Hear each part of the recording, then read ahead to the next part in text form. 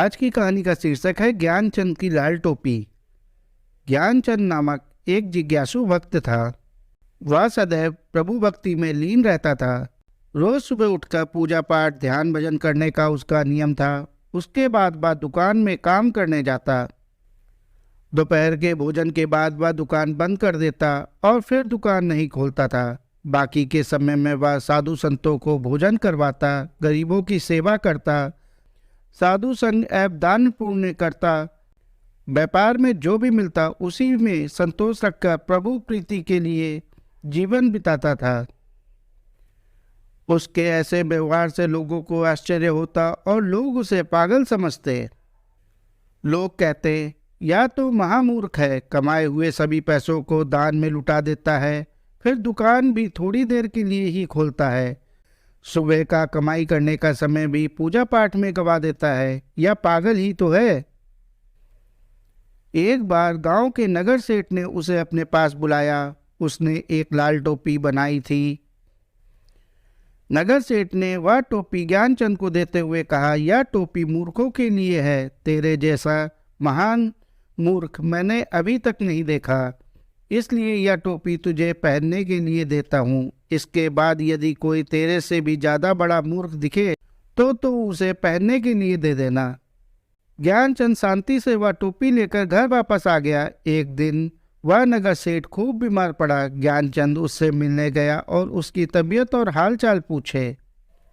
नगर सेठ ने कहा, भाई अब तो जाने की तैयारी कर रहा हूँ। ज्ञानचंद ने पूछा, कहाँ जाने की तैयारी कर रहे हो? वहाँ आपसे पहले किसी व्यक्ति को सब तैयारी करने के लिए भेजा है कि नहीं? आपके साथ आपकी स्त्री, पुत्र, धन, गाड़ी, बंगला वगैरह जाएगा कि नहीं? भाई वहाँ कौन साथ जाएगा? कोई भी साथ नहीं जाने वाला है, अकेले ही जाना है। कुटुंब, परिवार, धन दौलत, माल गाड़ियाँ सब यही छोड़कर जाना है।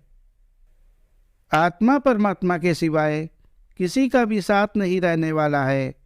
सेठ के इन शब्दों को सुनकर ज्ञानचंद ने खुद को दी हुई वह लाल टोपी नगर सेठ को वापस देते हुए कहा, यह लाल टोपी अब आप ही इसे पहनो। नगर सेठ, क्यों? ज्ञानचंद, मुझसे ज़्यादा मूर्ख तो आप हैं।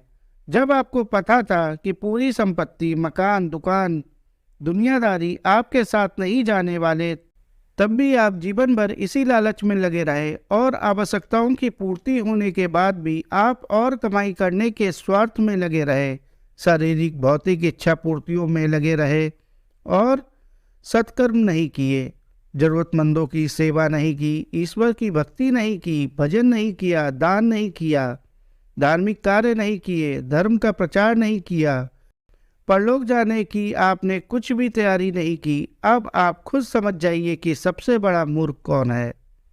दोस्तों, कहानी को अंत तक सुनने के लिए आपका बहुत बहुत शुक्रिया।